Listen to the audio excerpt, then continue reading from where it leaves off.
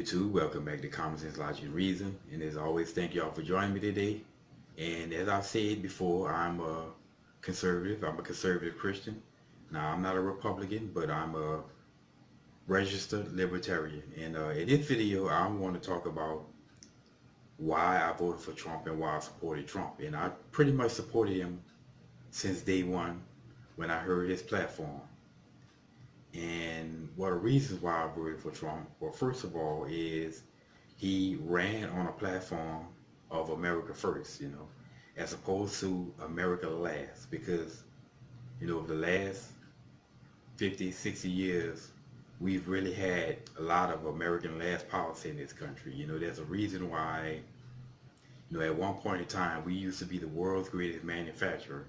Now, so much of our manufacturing has been shipped over to China. There used to be a time when Detroit was known as the Motor City, when cars would be produced and assembled in Detroit. Well, that's not happening anymore because of a lot of America Last policy, and Trump vowed to change that. In a lot of ways, he's pretty much made good upon a lot of his promises. But his America First promise platform was one of the main reasons why I supported Donald Trump, and I still today. Another one of the reasons why I supported for Donald Trump was I thought he had the best economic plan. A lot of the things he said over the course of the years of the knowledge that I've gathered, listen to the things that he said that he would do, basically resonated with me because those things I knew would be best for us economically, such as, tax cuts. You often hear people, when you hear tax cuts, liberals often associate tax cuts with, the quote-unquote evil, greedy, rich people, which they really, truly don't really exist nowhere near to the extent of what they say. Because really, truly, the definition of the top 1% would be anybody who makes $250,000 more. $250,000 a year is not rich, wealthy, ultra mega rich. But that is really truly the definition of the 1%. But he vowed to, cut taxes on everybody. And if you know anything at all about economics, economics 101, if you cut taxes, you help the economy. You raise taxes, you hurt the economy, because, the businesses, small or big, businesses are the engine that drives the economy, and money is a fuel that that engine runs on. If you cut taxes on the businesses and they allow to keep more of their money where they have more fuel to drive the economy, and the end result is that we have greater economic activity, and the government actually gets more tax. They actually get more tax revenue when they cut the taxes than when they raise taxes. Well, that's one of Trump's economic platforms, and I know that, and I knew that he would make good on it. All indicators that he would make good on it, and he has. Another one of his campaign promises was to remove a lot of those overburden restrictions on businesses, that those overburden restrictions, regulations from these alphabet organizations that just make it impossible to produce anything in America. It's cheaper to manufacture something in China, and have it shipped to America than it is to build something in America because of the ridiculous overburden restriction. And that's why, part of the reasons why we lost so much of our manufacturing base. Trump vowed to address that, and again, he's done it. He vowed to get us out of TPP. He did it. He also talked about NAFTA, but the thing is that NAFTA was done the right way through Congress, so he just couldn't create an executive order to get rid of it. So he didn't do it, but I'm pretty sure he's working on it, but he's done that. He's made good on many of his campaign promises. He hasn't done everything, but he's made good on it. But his economic plan was clearly the best, and clearly far and away better than anything we heard from Hillary, no doubt about it. Another reason why I voted for Trump, because he vowed to defend the border. And we see He's already in a process of doing that. Now he said they'll build a wall. We haven't gotten a wall yet, but everything. Rome wasn't built in a day. You can't expect Trump to get everything done in day one.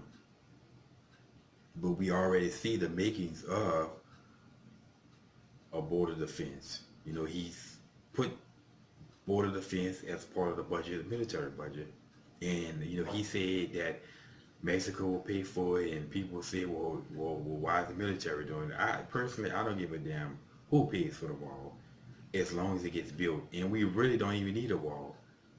Hell, a fence, evidence has shown that fences work better. They're easier to put up, quicker to put up, far more cost effective, and overall are better than just building a wall. And if we build a fence, that basically lifts a lot of burden off our border control agents. That just makes the job easier for our border control agents. And people say, well, they're just going to bring ladders. I'm pretty sure people can see a ladder, somebody trying to cross a double-sided fence with a ladder. I'm pretty sure our border control agents can see that. And again, there's a lot of other things besides fences. You have virtual fencing, something, but we have to go at our borders.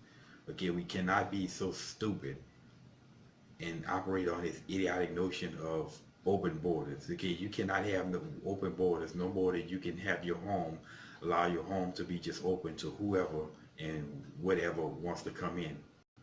There's a reason why people lock their windows and doors and people secure their home, because it's a safety reason. Well, it's the same with our border. We cannot have an open border, just let people come whenever they want to.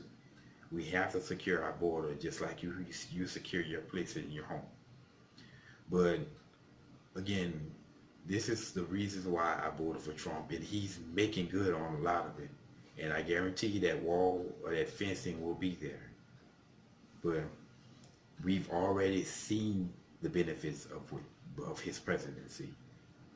You know what I'm saying? We look at his tax cuts. We've seen, unemployment rates among blacks lowest ever, and the unemployment rates among women getting there. You know what I'm saying? We've seen the best economic numbers that we've seen in a long time, and certainly greater than what we've seen from Obama.